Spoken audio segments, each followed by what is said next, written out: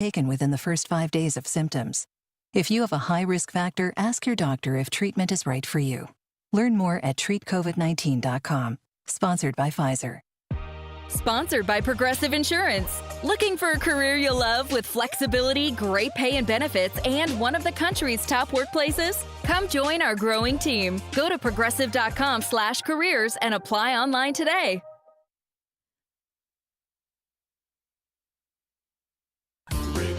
Catch the Rick and Bubba Show on News Radio WGNS. Weekdays, 11 until 2 on News Radio WGNS.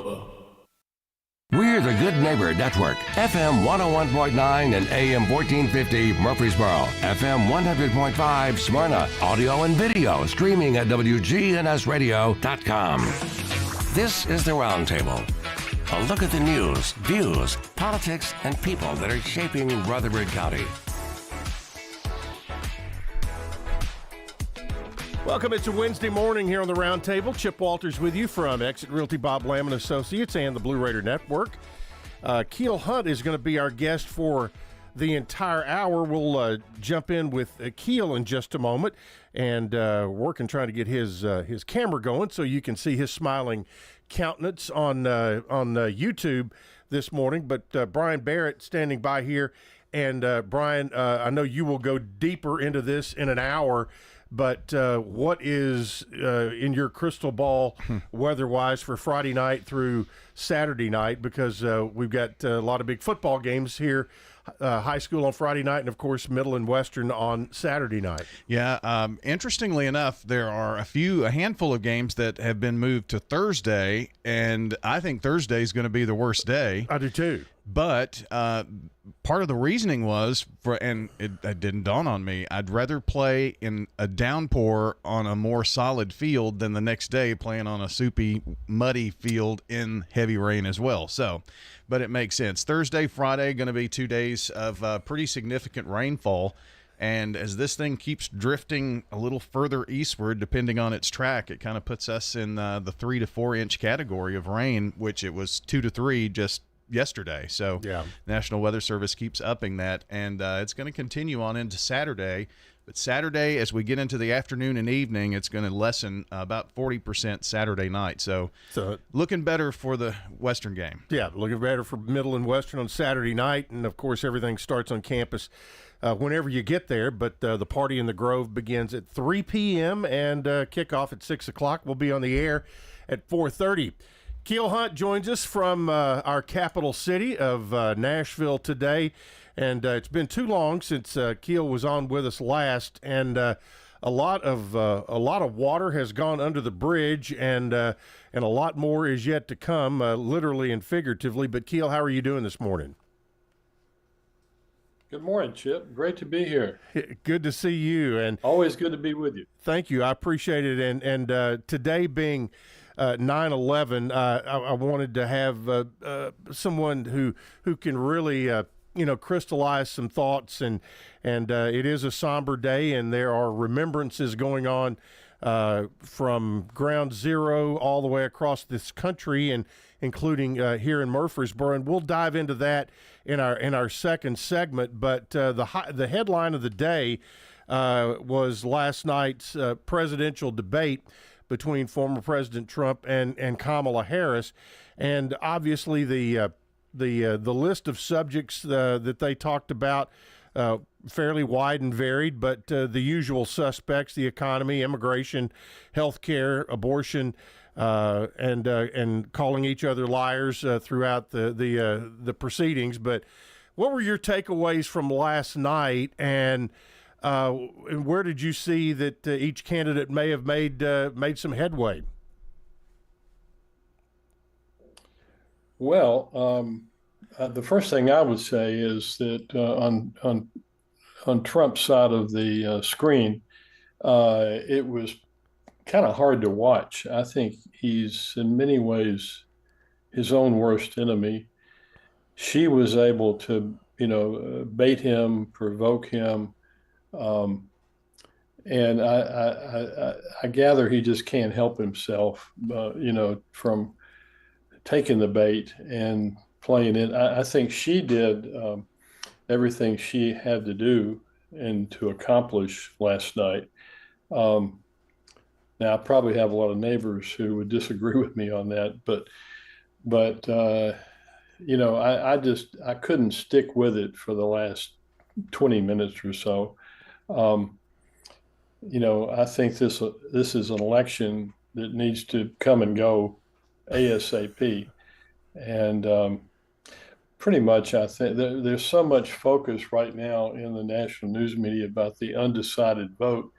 And I don't disagree with that, but I think we just need to put this election behind us and let the country move on. Whichever way it works out, and we'll see. But it didn't take it long to get contentious, and I think that's not a surprise, I guess, and that's what politics has kind of turned into, but it was. And you talked about the president's performance, and some of his handlers were even talking about how he had gone in and said, okay, I'm going to try to stick to what I need to talk about here, but it did evolve into some other things and kind of went downhill a little bit. Now, for Vice President Harris, there had been a lot of conversation. Well, she has not done any interviews and this and that and whatever. And so do you think going into last night, how she would perform was a bit of an unknown, or do you think that, they were pretty confident she was going to perform fairly well? Well, I don't know who was confident or not, but, we had a full week almost of watching her and her team on the Democratic National Convention TV coverage, and I thought it was very impressive. It was also, to my eye, something of a relief. What we get with Trump is this anger, this meanness, this scowling face, and I think people are ready to be past that. I don't doubt he may do quite well among voters in Tennessee because we've become an extremely red state, right? And so, yeah. But on the other hand, Tennessee only has 11 electoral votes to offer up. We've never been a so-called battleground state, and we can regret that, but it is what it is. I think the key right now is who will get their vote out. That's always the key in any election. I enjoyed hearing the mayor on the last segment while I was standing by. And, it's the people who vote who will help decide the outcome. And I don't buy that, she was an unknown quantity. I think that's probably some of the national news media kind of regretting that they haven't tried to engage with her before this, before President Biden dropped out and yielded the nomination to her, a couple of months back. But I mean, she is a known quantity, and in any case, she's speaking for herself quite well. I think she, has been doing what she needs to do. And the wrong thing is to take that bait that involves so much negativity, so much, dipping back into the past. Anyway, so, that's what I think. And yeah. We'll see what the outcome is. Well, to dip into the past just a little bit, and you mentioned when President Biden stepped aside and allowed her to move forward, I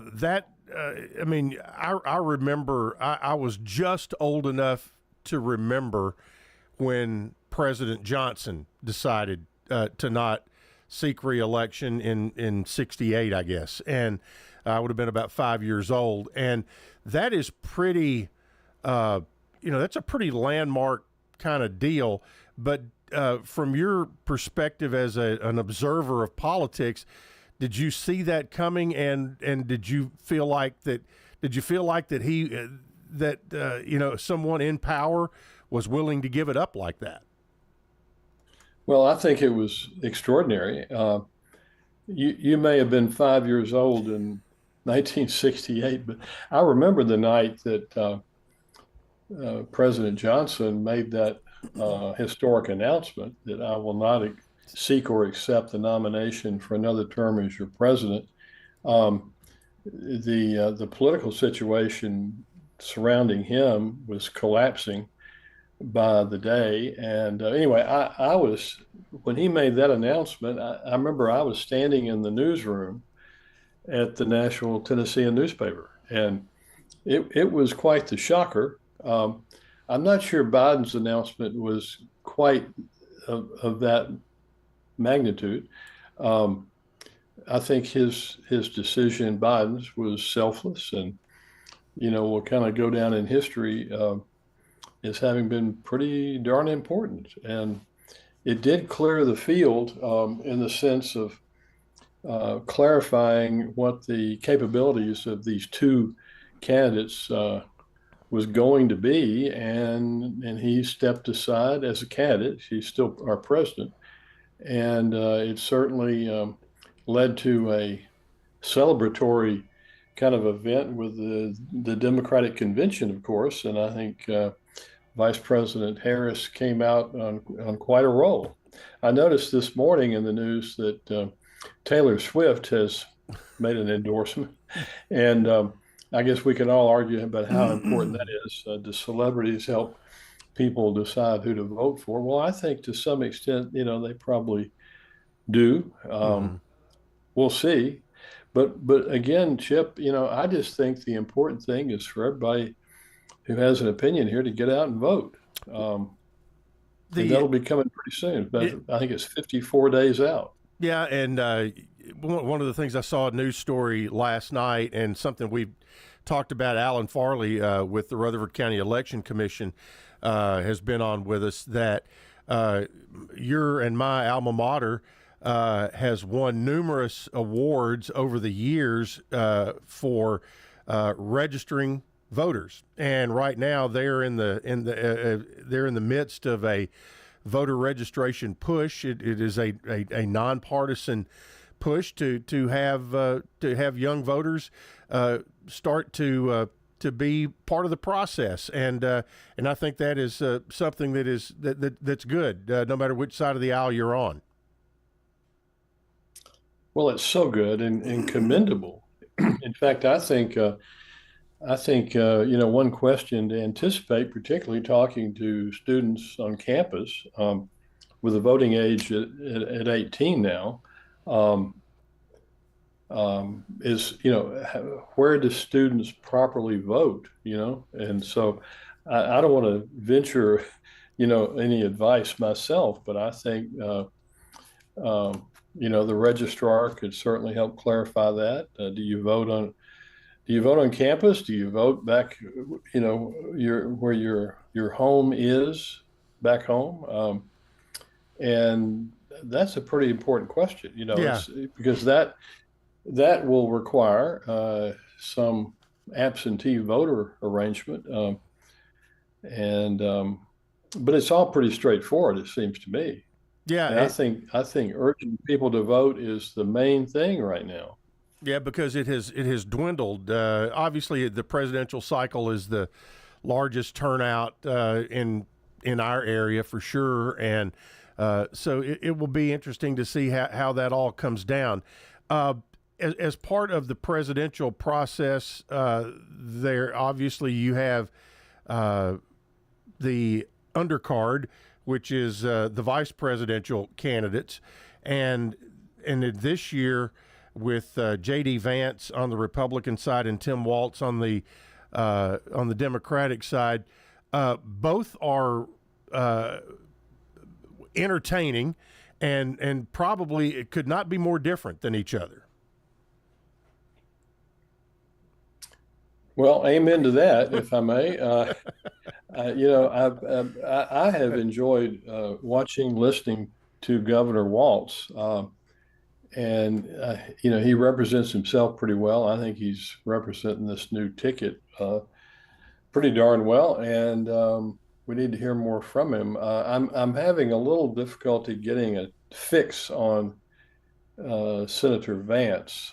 He seems to be kind of new to this kind of activity. I mean, who wouldn't be? It's right. That's no criticism. But I think the media environment around any presidential candidate or race and any running mate on a ticket has to be pretty fast and furious, and so maybe we'll hear a little more clarity from Vance. I think that's needed.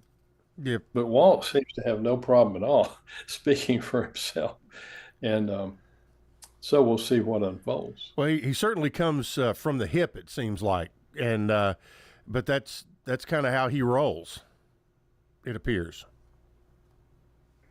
Yeah, well, he's been a governor. He's been a member of Congress. He's, referring to Governor Walz, I think he's, he's a pretty effective communicator. What I'm having trouble with Vance personally, Chip, is just getting a fix on where exactly is he coming from. And there have been some statements along the way so far in the very early days since he was announced that I think are puzzling to a lot of people. But I mean, I don't know that, if you want to get into kind of opinions about these candidates, then let's do. But I'm still trying to get my fix on him. I understand, and it's going to be an interesting 54 days, as you mentioned, with Election Day coming up. And again, the takeaway that we'd like for you all as the listeners to have today is when early voting begins, get out there, get your votes in, and make your voice heard. We're kind of dividing up into three segments, today being 9/11. Coming up in our next segment, we're going to kind of talk about that a little bit, and we're going to have another special guest chime in for just a couple of minutes during our next segment. But Keel Hunt, our guest today on the Wednesday Roundtable. Stick with us. More after this on the Big G, WGNS.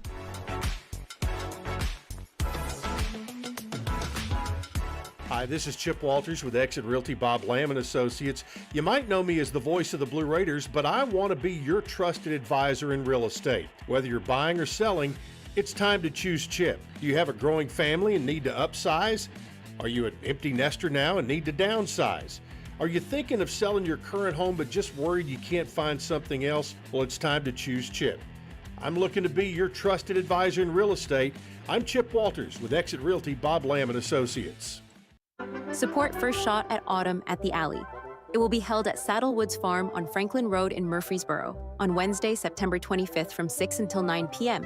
It supports First Shot STEM Academy and Academic All-Stars initiatives. The night is a fantastic event with unique tastings from various spirit brands and great wines and food from the Alley on Main. Top the night off with a fabulous silent auction.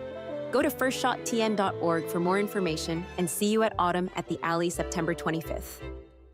The Blue Raider fan source for officially licensed Middle Tennessee gear is Raider Tees. T-shirts, caps, sweats in all sizes, designs, colors, children's to plus sizes. Raider Tees has decals and license plates to show everyone your favorite team. Plus, check out their wide selection of Blue Raider art, jewelry, even golf tee markers. Show your Blue Raider pride with the largest selection of Blue Raider merchandise anywhere by shopping Raider Tees, 910 Ridgely Road, just before the bridge over Broad behind Chewy's. Life's too short to stress about insurance. That's why Ray Call at Rayburn Insurance is here to make sure you have the right coverage without all the hassle. He'll work hard to provide you with personalized service and finding the best solutions for you and your family. Whether you're looking for auto, home, or business insurance, Rick Hall's got you covered. Rick Hall at Rayburn Insurance Agency. Let him handle the details so you can focus on what really matters. We're talking with Mary Ellen Evans. Why did you choose Adams Place? Mostly based on a realization that I wouldn't find anything more beautiful. The architecture is superb, elegant, and the people are caring. The residents, they consider it one family. I mean, this is just an unbelievable combination of good things. Hi, this is Terry Deal at Adams Place. Call me for more information about Adams Place. Phone 615-904-9111. Adams Place. This is Good Neighbor Events with Bart Walker. Brought to you by the law offices of John Day and AmeriCare Pest Control. This is a paid legal ad. When a family member is lost as a result of someone else's negligence, the grief can be unbearable. It also leaves you with a lot of questions like, how did this happen? Who's responsible? And is my family going to be okay? That's a lot to go through, but with the law offices of John Day on your side, you don't have to go through any of it alone. We understand what you're going through, and we have the experience to get the answers, justice, and compensation your family deserves. Call the law offices of John Day. Since 1947, that's 77 years ago, WGNS has been keeping you informed about what's happening locally. One of the fun events this Saturday, the Lee and Susan Moss Family NICU Reunion at the home of MTSU President Sidney McPhee and First Lady Liz McPhee. So if your child was in the NICU at St. Thomas Rutherford Hospital, all of you come on over to the President's home from 3 until 5 Saturday afternoon. And after that reception, everyone's invited to attend the MTSU Western Kentucky football game right there at Floyd Stadium. Kickoffs at 6 o'clock Saturday. Did you realize we have a Middle Tennessee Museum of Natural History over on the Old Salem Road? They're celebrating their 10th anniversary with Museum After Hours this Saturday from 5 until 9. Come on over, take a tour, and celebrate with us. That's from 5 until 9 in the evening Saturday at Middle Tennessee Museum of Natural History. It's at 816 the Old Salem Road. Those are WGNS Good Neighbor events. Rutherford weather. Partial sunshine develops this afternoon, a high around 90. Tonight, cloudy, low near 65. Thursday, chance for storms, cloudy, high of 76 degrees. I'm meteorologist Jennifer Wojcicki on News Radio WGNS. Currently, it's 72. Broadcasting from the Middle Tennessee Electric Studios, MTE Sharing Change has now donated more than $11 million to local nonprofits, assisting worthy causes in our community. MTE, serving to make life better since 1936. This is the Roundtable from News Radio WGNS on FM 101.9 and AM 1450 Murfreesboro, FM 100.5 Smyrna. Listen and watch at wgnsradio.com. Keel Hunt is our guest today on the Wednesday Roundtable. Glad to have him on in just a couple of minutes.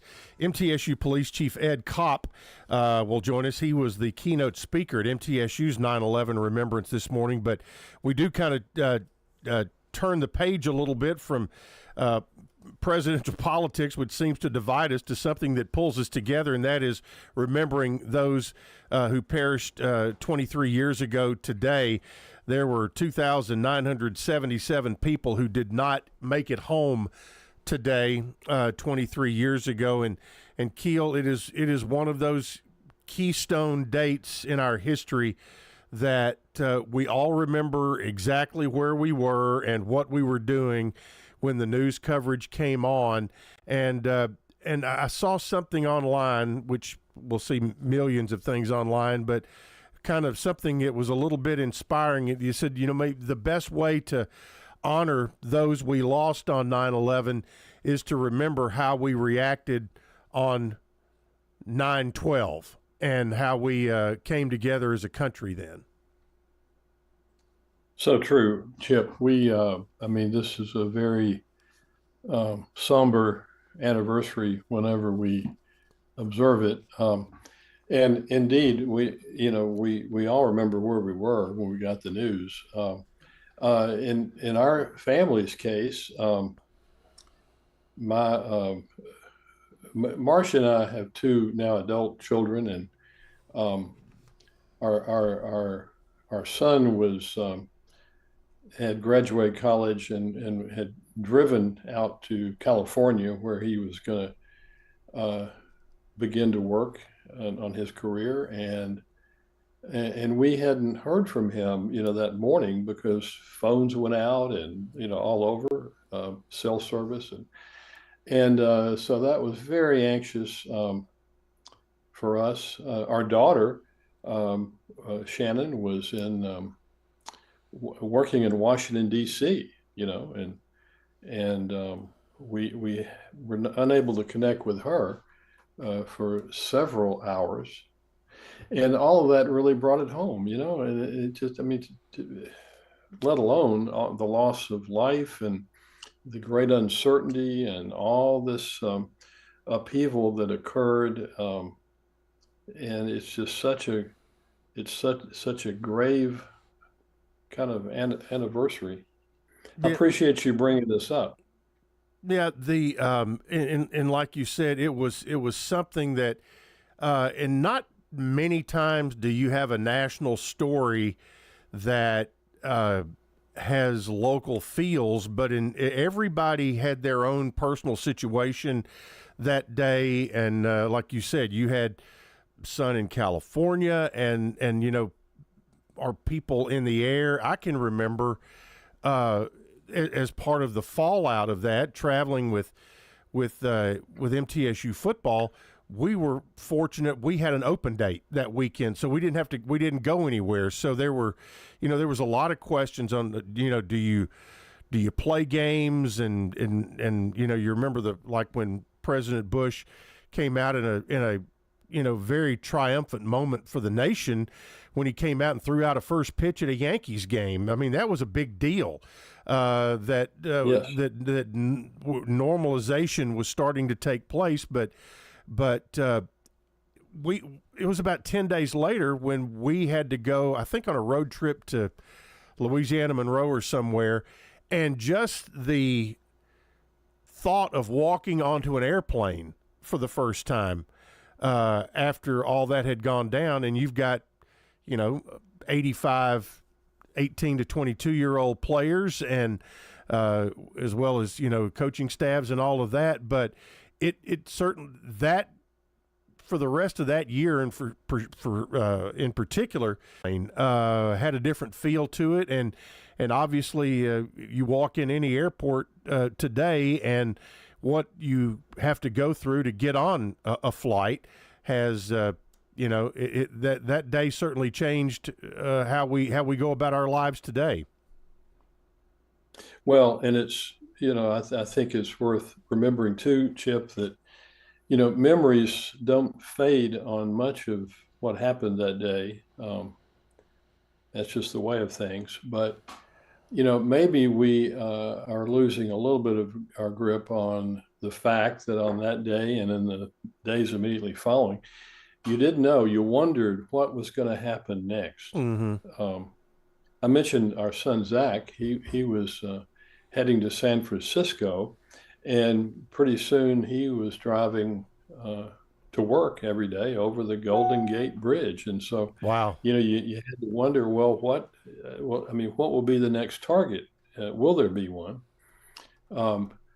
My brother's daughter, my niece, was working also in Washington, D.C. in the U.S. Capitol. And so, this was, it's the part of the story and the memories of what, how the flight was commandeered by passengers and went down in a disastrous crash in Shanksville, Pennsylvania. Well, that plane is one that, we now believe was headed for the U.S. Capitol, and my mm-hmm. niece was there. She was an intern. Mm-hmm. And so, I think the uncertainty of what might happen next was part of the experience that day and the weeks immediately following. That is part of how terrorism works, and it just strikes fear at so many levels. Thus, the name terrorism. Yes. Ed Kopp, the MTSU police chief, is going to chime in with us for just a couple of minutes, and Chief Kopp was the keynote speaker this morning at MTSU's remembrance of 9/11 over on campus, and Ed, I'm guessing that when this went down 23 years ago, you were in Chicago or on the outskirts of Chicago, and what was your perspective then, and what would you say were the highlights of the points you wanted to get across today in your talk on campus. Hi, Jeff, for having me. Yep. Yeah, I was a violent crimes detective for the Chicago Police Department in Chicago. I worked out of what we called 51st and Wentworth Area 1 Detective Division. So unlike today and with social media and news, and I think a lot of your listeners are going to remember, we didn't have immediate notifications for anything. We originally were told, a plane hit the World Trade Center. And you think the tragic loss of life, but you also think it was an accident. Then the second plane hit. Then rumors started going around in Chicago, especially that they're trying to hit, that it was a terrorist attack. They were trying to hit the Sears Tower. They had hit the White House already. We later find out it was the Pentagon. So I think just the feeling that everybody else had of being helpless, that's not a good way to feel for a first responder. Definitely not for me. So what we did was a group of us detectives were able to use our connections in New York, and we actually went to Ground Zero to help with recovery efforts. We were hoping to save lives. As you know, after 24 hours, nobody else was pulled out alive. So it turned into, doing building searches, helping with crowd control by the morgue, with, all the pictures of victims' families. Have you seen this person? Knowing in that mass devastation, they were not there. They were not alive. So I think one of the things I tried to get across today during my speech, I was just asked to talk about what I was doing and how it affected me. And I think part of the thing I tried to get across is how big Ground Zero is. So the World Trade Center complex, while standing before this horrible terrorist attack, was 14.7 acres. So just the footprint of that complex, and I tried to equate it to MTSU, was the Greenland lots, the livestock lots, and the Rutherford lot all combined. That's how large of a footprint it was before anything fell. So the World Trade Centers, 1 and 2, were the tall buildings were 101 usable floors plus maintenance and stuff. They went 7 floors below ground. When they collapsed on themselves, each floor was basically an acre of office space. So the amount of debris and the size of Ground Zero, by looking at pictures, you could never understand how large it was. There was over 100 acres of rubble in 14 acres. So when everyone looks at the spires and they remember, the photos of Ground Zero, and they see, parts of the building, those parts of the building were like 60 feet tall. You don't get that until you zoom in and you look and you see all the workers that risk their lives going on unsupported structures. The fires from those buildings burned for like 90 days. And I think part of the thing that I wanted people to remember also is all of the soldiers who have died since 9/11. I believe it's been over 7,000. All the emergency workers and the construction workers who helped pull apart all the debris and start rebuilding.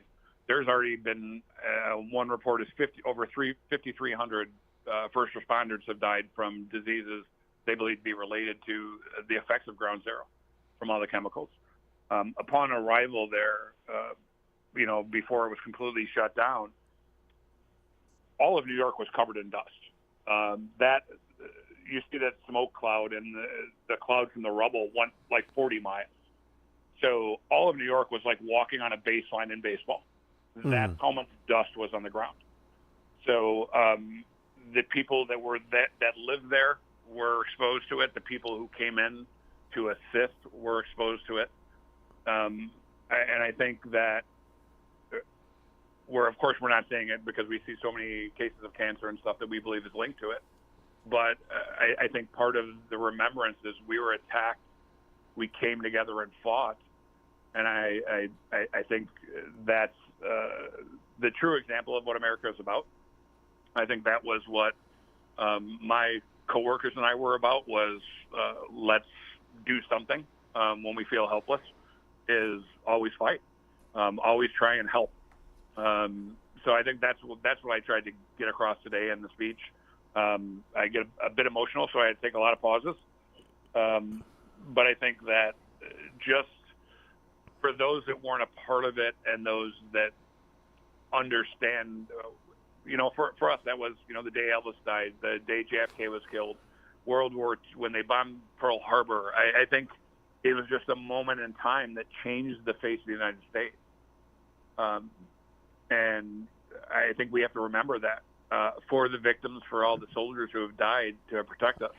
I think that we have to remember what that felt like.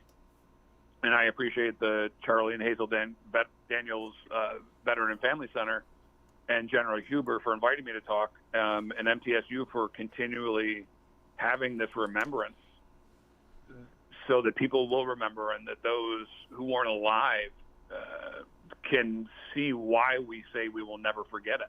We made a promise back then, and we want to continue to keep it. Wow, Ed, thanks so much for taking just a few minutes to talk to us today. You're a good friend, and I appreciate you taking the time and great words for us to be thinking about. So hope you have a good rest of your day, and thank you for what you did back on that day and in those days that followed 23 years ago. Thank you, Jeff. You have a great day, too. All right. Chief Ed Kopp of the MTSU Police Department there, some very strong words of what he experienced 23 years ago in Chicago and in New York. We'll take a break, be back and get a reaction from Keel Hunt, and also we'll dive into his wheelhouse, Tennessee politics, as we wrap up this hour of the Roundtable here on WGNS. As a leader in environmental services, sustainability is deeply integrated into our business model. At Middle Point Landfill, we are environmentalists at heart. This is Mike Klassen with Middle Point Landfill. We use cutting-edge technology in combination with our deep experience in recycling and waste services to protect our environment and our neighbors. That's our job, and that's our promise.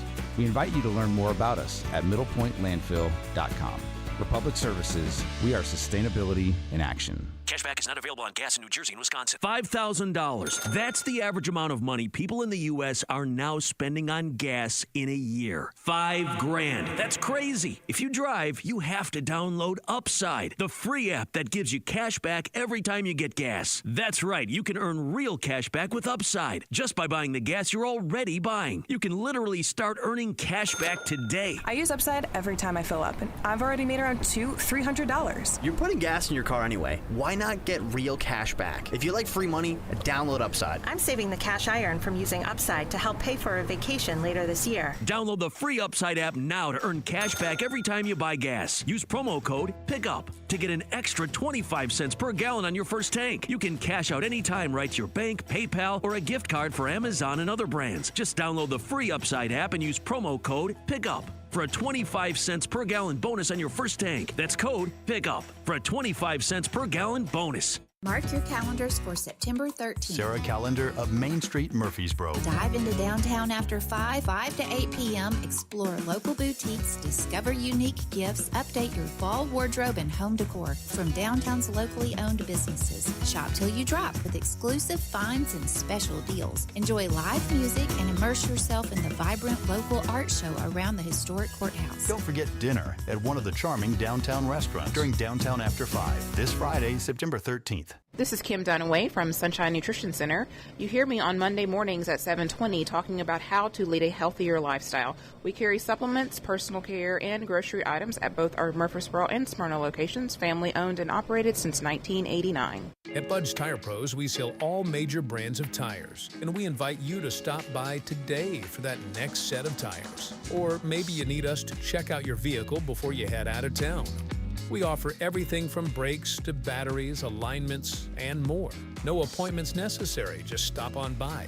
I'm Allison Mitchell with Bud's Tire Pros. We're located on East Main Street, exactly 3 miles from the town square, 1 mile past Rutherford Boulevard. Visit us online at budstireprostn.com. This is Pastor Nikki Ajapong, lead pastor of Holy Hill Chapel. Here are sermons on WGNS Sunday night at 7:30. Our sermons are loaded with the keys of the kingdom. If you don't have the keys, you'll be stranded. Visit Holy Hill Chapel, tn.org to hear our podcast. This is the Roundtable from News Radio WGNS on FM 101.9 and AM 1450 Murfreesboro, FM 100.5 Smyrna. Listen and watch at wgnsradio.com.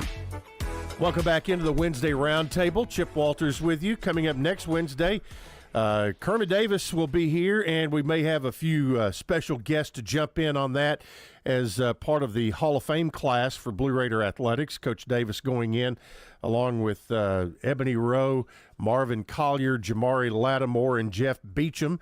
That'll be part of the weekend when the Duke Blue Devils are in town next weekend. And that game time, by the way, changed to 3 o'clock for television. And Keel Hunt, our guest today, and Keel, thought it was important to bring Ed Kopp in, and what a unique perspective he had. I've known Ed now for a couple of years since he came to MTSU as the new police chief here. But again, you learn about people, and that was part of his story that I had never heard. But man, what an important part of his story. Well, what a story. I thought Ed was quite eloquent in what he shared with us just now. And we're fortunate to have him and his service in our community, right? Yes. I appreciate him. Yeah, absolutely. And he's doing good things with the police department on campus. Worked out today to where we had 3 good segments. We've talked about the presidential election. We talked about our 9/11 remembrances. And now to turn our attention to state politics.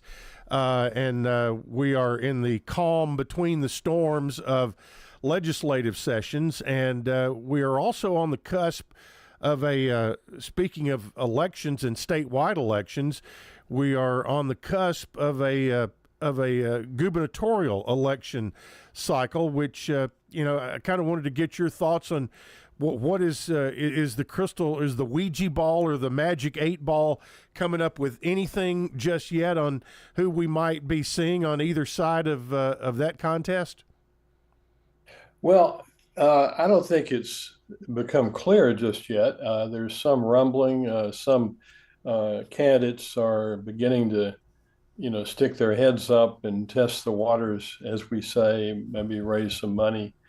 I remember it's always fun to think back, Chip, to when we were in college, and that wasn't that long ago, but it does help you get a sense of changing times. I mean, when I was in college, when I was growing up, and Tennessee was very much a Democratic state. You had, I was fortunate to be able to work with Governor Alexander when he ran for governor in 1978, and then when he was in office for his 2 terms. He reminds me that when he became governor, and that was the episode, that involved Governor Blanton, and I called it the coup in my later book on the early swearing in. Which is still the best political book I've ever read. Well, thank you. I appreciate that. I really enjoyed writing that story, and it's but he's reminded me that when he got this is Governor Alexander, when he became governor, sort of abruptly that way, he was about the only Republican in the Tennessee state capitol, and the majorities were in the state house and Senate were heavily Democratic. Therefore, the 2 speakers were Democrats. The governor had been Democrat since the time when Winfield Dunn became governor, and kind of upset the apple cart for the partisan alignments in 1970. And furthermore, our congressional delegation was majority Democrat and so forth. Well, anyway, what's happened now is that it's just about the opposite. We talk about the Republican supermajority in the legislature, and that's all very true. And I was called by a reporter for the New York Times early last week, and he's since written a piece about how the problems that come from gerrymandering. Every 10 years we have a new census, and the legislature is required to realign the districts to be more fair, and sometimes they go overboard in their fairness and draw kind of odd-looking district boundaries. Well, in any case, that happens, and this reporter did a pretty good story about that. And he asked me, he said, why should anybody care about that? Well, when you have such an overwhelming majority of one party, because there's not much competition, in local legislative races and so forth, then you wind up with weird policy. There's not much of a pushback in terms of numbers in the legislature. And I'm working on a new column, by the way, that talks about, how long might it be before the Tennessee Democrat Party is able to mount, more of a recovery. In fact, thinking about that subject reminded me of that earlier time when you had, there was the time, you'll remember, Chip, when Governor Frank Clement and Governor Buford Ellington, both Democrats, would kind of swap the governor's office over a period of many years. And so I'm thinking about putting the headline on this particular column, a quote from Governor Clement when he spoke to the 1956 Democratic National Convention, which became a famous speech. But the headline, I think, might be, "How long, oh Lord, how long?" And will it be, that for the Democrats in Tennessee to get back into more of a competitive position? Well, it's you probably care less about which party winds up on top. What we need is more competition, and so we don't need everything dominated by the least radical idea to make things worse. We need to have balance, and so that's where we are, and we need to have more balance, and we want to have more competitiveness in races to make that possible. If right now, if you were to say who would be your early favorite of who might be inaugurated when the transfer of power happens here in the state, who do you think will be the next governor? Is it going to be Cameron Sexton? Is it going to be someone else? Well, it's probably a little more realistic to talk about, one party and then the other, because of course that's how we are supposed to come up with our governor. If we can have competitive elections. So we can kick around a few names here about who seems to be really wanting the job. So you mentioned the House Speaker, Mr. Cameron Sexton. He's from up in Crossville, and I drove over to Knoxville the other day, and I noticed as you go through Cumberland County, his county, there are billboards up on the interstate highway that say that this is the home of Tennessee Speaker Cameron Sexton. So he seems to be very serious about it. There would be some other Republicans, I'll bet. We hear about Congressman John Rose, who lives up in Cookeville. And because of how the most recent gerrymandering has happened by the state legislature, Congressman Rose is one of 3 new members of Congress representing Nashville. And we can talk about that sometime, but We hear about Congressman Mark Green, who's one of the other three, and so forth. And I'll bet you that all three are interested in winning the Republican nomination. Now, on the Democrat side, it's less clear. It's even less clear. But I was down in Columbia, Tennessee. I have a lot of good friends in Columbia, and I was down there and actually had lunch with the mayor of Columbia, Chaz Mulder, and he's a very bright young man. He didn't tell me he wants to run for governor. Let me be clear, but I think this supermajority situation causes us in our normal conversation day to day to kind of lose sight of how there are valuable people, who could serve. And what I hope will happen is between now and the time for candidates, whoever they are, wherever they may come from, to announce that we can have more of a big discussion about what do we need in our state government and our leadership. And I think that's a very good use of the time here in the meanwhile. And speaking of time in the meanwhile, for Governor Lee, he really went to bat for the voucher system in education. Is that going to be on his at the top of his hit list going into the legislative session in January? Well, he certainly wants it to be, and he's been weighing in an extraordinary way in local legislative races to eliminate members who have not jumped on that bandwagon as he hoped they would.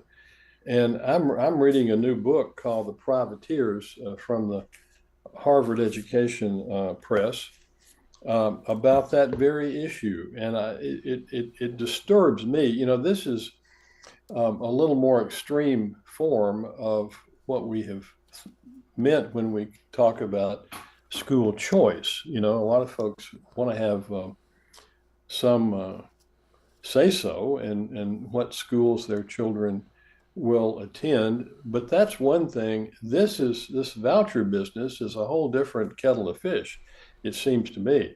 It has a not so positive and wholesome a history. It sprang up, as I understand it, in the immediate aftermath of the Brown v. Board of Education decision of the Supreme Court in 1954, which said that separate but unequal schools are inherently unequal. And so, the pages on the calendar, float away, and we're up this much later. And now we have I think it's an extreme proposal to take a frankly unknown amount of millions of dollars in state revenue that might go to public school and in school improvement over there, and put it into a fund that goes in the way of voucher grants to families of students in private school. I mean, any aspect of this voucher proposition seems to me to be fraught with a lot of confusion and uncertainty.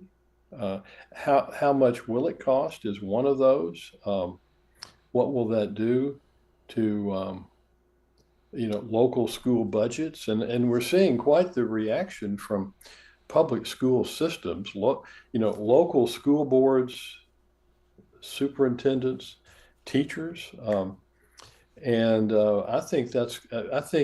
I expect Governor Lee will be, renewing his push, but I also expect there will be a push back from some of those quarters, particularly school boards and faculties and superintendents, and that's as it should be. Yeah, and you were talking about Mayor McFarland, who was on the previous hour. That topic always comes up when he is on the action line here on WGNS. But it will be an interesting debate for sure. Once again, and I think you framed it very good, that school choice is one thing, and the voucher system is a whole different kettle of fish. Like you said, that's that one goes back to the old axiom, follow the money, and see how that all works out. Now, for Keel Hunt, what is on your? You told me you've got an exciting project that is coming around about one of the real political icons in the state, Howard Baker. Yes, sir. I appreciate you mentioning this. I have a new book project, Chip, and it's the story. I think it's probably going to be published in the new year, which will be the centennial. It would have been the 100th birthday of Howard Baker, but wow. It's the story of the long friendship between John Siegenthaler, who was my editor back in the day, fortunately for me, with Senator Howard Baker. Now, they have both now been gone 10 years. They both passed in 2014. And I began to learn more and more about how they, how fond they were of each other, how they collaborated. And so the story, I'm looking at my table of contents over here on the desk, and the story will start out, where did Howard come from? In the next chapter is, where did John come from? And third, how they met, and then it proceeds from there. But, Baker's political career began to take off when he ran the second time in 1966 and actually defeated Governor Frank Clement. And this is credited with, sort of the revival of a two-party system in Tennessee, very important subject. And, some folks may wonder, well, what's happened to it now? But this is important history, important background. Senator Baker had two or three of what I would call profiles in courage. We think of Watergate and him asking the question as the vice chair of the Watergate Committee, what did the president know and when did he know it? But he was also strategically helpful to President Jimmy Carter, president of the other party, or from the other party, in getting ratification of the Panama Canal Treaty, and so on and so forth. Mm-hmm. And in each of these, John Siegenthaler and the friendship with Baker comes into play. And this surprises a lot of people because John was a Kennedy Democrat, very early. Oh, yeah. Baker was so not. I mean, he was you might say, Dirksen, Nixon, and later Reagan Republican. So they come from different parties, different parts of the state. Anyway, thanks for asking me about this. And it's fun for me to talk about it.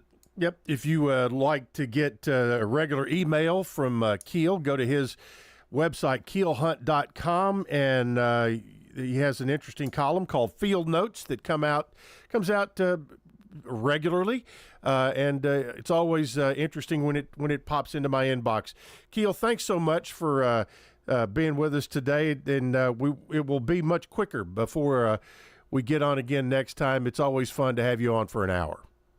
Thank you, Chip. It's always a blast. I appreciate the time. Thank you very much. And on this 9/11, as we wrap up the roundtable, we do want to remember those 2,977 who are no longer with us. Keep them on your mind today as you listen to WGNS.